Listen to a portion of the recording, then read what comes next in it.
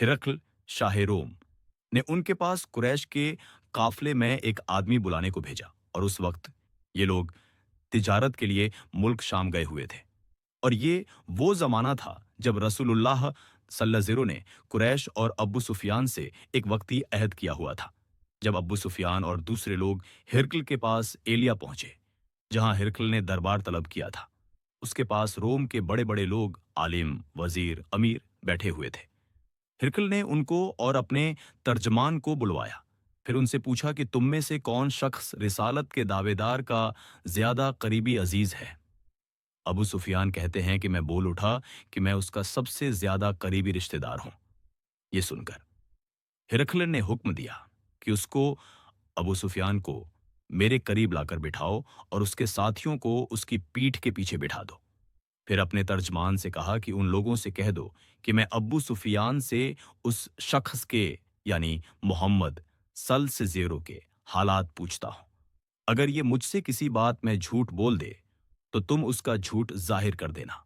अब्बू सुफियान का कौल है कि अल्लाह की कसम, अगर मुझे ये गैरत न आती कि ये लोग मुझको झुठलाएंगे तो मैं आप सल्लल्लाहु की निस्बत जरूर गलत बयानी से काम लेता। खैर, पहली बात जो हिरकल ने मुझसे पूछी वो ये कि उस शख्स का खानदान तुम लोगों में कैसा है। मैंने कहा वो तो बड़े ऊंचे नसब वाले हैं। कहने लगा, इससे पहले भी किसी ने तुम लोगों में ऐसी बात कही थी। मैंने कहा नहीं। कहने लगा, अच्छा उसके बड्ढों में कोई बादशाह हुआ है। मैंने कहा नहीं। फिर उसने कहा, बड़े लोगों ने उसकी पैरवी इख्तियार की है या कमजोरों ने। मैंने कहा नहीं, कमजोरों ने। फिर कहने लगा, उसके ताबेदार दिन बढ़ते जाते हैं या कोई साथी फिर भी जाता है। मैंने कहा नहीं। कहने लगा कि क्या आपने इस दावाए nubuwwत से पहले कभी किसी भी मौके पर उसने झूठ बोला है। मैंने कहा नहीं, और अब हमारी उससे सुलह की एक मुकर्ररा मुद्दत ठहरी हुई है। मालूम नहीं वो उसमें क्या करने वाला है। अबू सुफियान कहते हैं, मैं इस बात के सिवा और कोई झूठ इस बातचीत में शामिल न कर सका। हिरकल ने कहा, क्या तुम्हारी उससे कभी लड़ाई भी होती है। हमने कहा कि हाँ। बोला, फिर तुम्हारी और उसकी जंग का क्या हाल होता है। मैंने कहा, लड़ाई डोल की तरह है, कभी वो हमसे मैदाने जंग जीत लेते हैं और कभी हम उनसे जीत लेते हैं। हिरकल ने पूछा, वो तुम्हें किस बात का हुक्म देता है। मैंने कहा, वो कहता है कि सिर्फ एक अल्लाह ही की इबादत करो, उसका किसी को शरीक न बनाओ, और अपने बाप दादा की शिर्क की बातें छोड़ दो, और हमें नमाज पढ़ने, सच बोलने, परहेजगारी और सिला रहमी का हुक्म देता है। ये सब सुनकर फिर हिरकल ने अपने तर्जमान से कहा कि अबू सुफियान से कह दे कि मैंने तुमसे उसका नसब पूछा तो तुमने कहा कि वो हम में ऊंचे नसब का है और पैगंबर अपनी कौम में ऊंचे नसब का ही भेजे जाया करते हैं। मैंने तुमसे पूछा कि दावाए नुबुवत की ये बात तुम्हारे अंदर इससे पहले किसी और ने भी कही थी तो तुमने जवाब दिया कि नहीं। तब मैंने अपने दिल में कहा कि अगर ये बात इससे पहले किसी ने कही होती तो मैं समझता कि उस शख्स ने भी उसी बात की तकलीद की है जो पहले कही जा चुकी है। मैंने तुमसे पूछा कि उसके बड्ढों में कोई बादशाह भी गुजरा है। तुमने कहा कि नहीं। तो मैंने दिल में कहा कि उनके बुजुर्गों में से कोई बादशाह हुआ होगा तो कह दूंगा कि वो शख्स इस बहाने अपने बाप दादा की बादशाहत और उनका मुल्क दोबारा हासिल करना चाहता है। और मैंने तुमसे पूछा कि इस बात के कहने, यानी पैगंबरी का दावा करने से पहले तुमने कभी उसको बुरा भला कहने का इल्जाम लगाया है। तुमने कहा कि नहीं।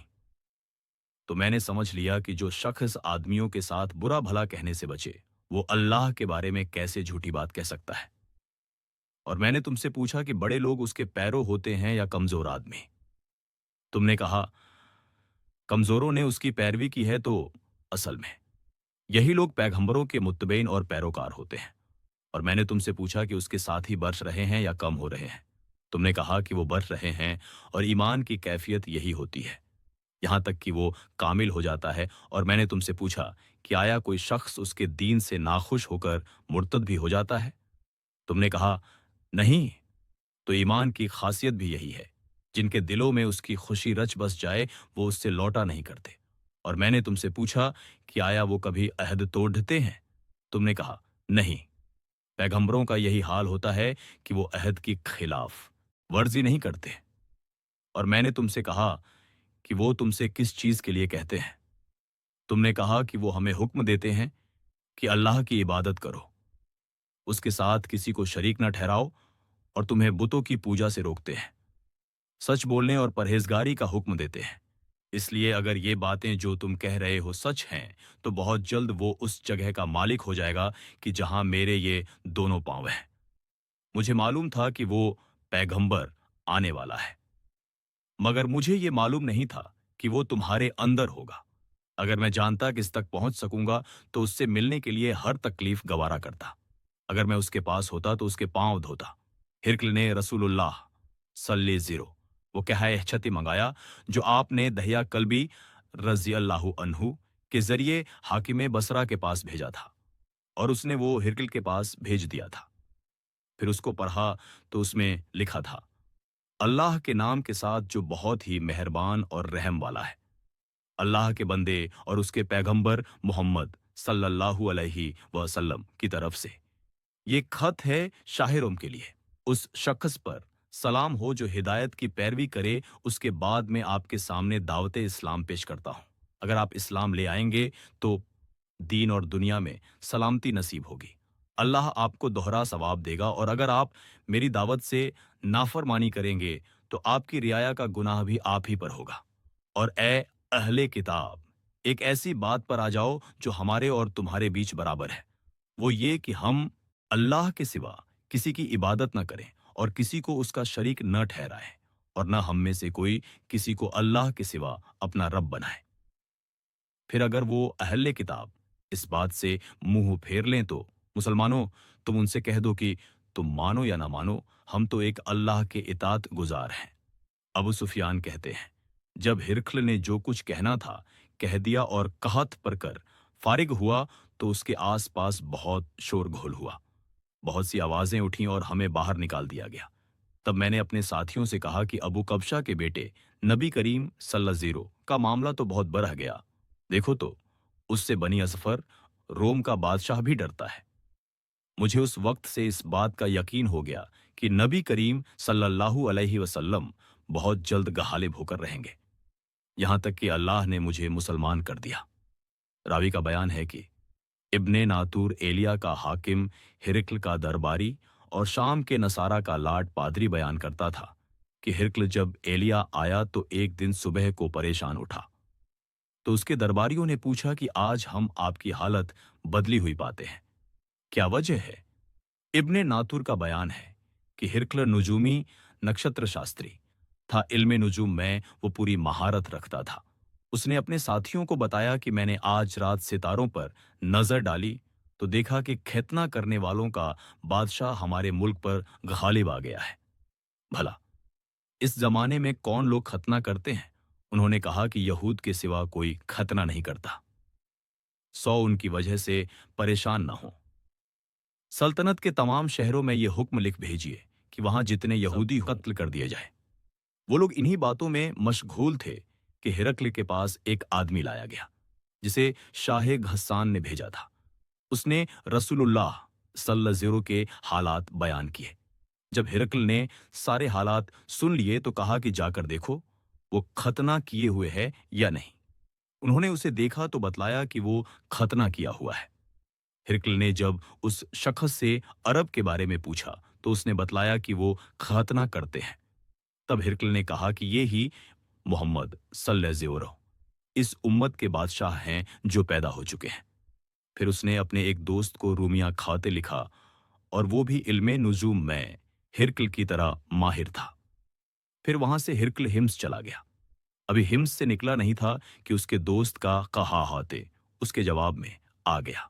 उसकी राय भी नबी करीम सल्लल्लाहु अलैहि वसल्लम के ज़ुहूर के बारे में हिरकल के मुवाफिक थी कि मोहम्मद सल्लल्लाहु अलैहि वसल्लम वाकई पैगंबर है।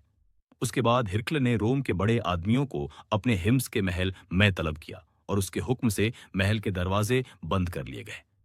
फिर वो अपने खास महल से बाहर आया और कहा, ए रोम वालों, किया हिदायत और कामयाबी में कुछ हिस्सा तुम्हारे लिए भी है। اگر تم اپنی سلطنت کی بقا چاہتے ہو تو پھر اس نبی کی بیعت کر لو اور مسلمان ہو جاؤ۔ یہ سننا تھا کہ پھر وہ لوگ وحشی گدھوں کی طرح دروازوں کی طرف دوڑ ڈھے، مگر انہیں بند پایا۔ آخر جب ہرکل نے اس بات سے ان کی یہ نفرت دیکھی اور ان کے ایمان لانے سے مایوس ہو گیا تو کہنے لگا کہ ان لوگوں کو میرے پاس لاؤ۔ جب وہ دوبارہ آئے تو اس نے کہا، میں نے جو بات کہی تھی اس سے تمہاری دینی پختگی کی آزمائش مقصد تھی، وہ میں نے دیکھ لی۔ تب یہ بات سن کر وہ سب کے سب اس کے سامنے سجدے میں گر پڑے تھے اور اس سے خواہش ہو گئے۔ آخر میں ہرکل کی آخری حالت یہی رہی۔ ابو عبداللہ کہتے ہیں کہ اس حدیث کو صالح بن کیسان، یونس اور معمر نے بھی زہری سے روایت کیا ہے۔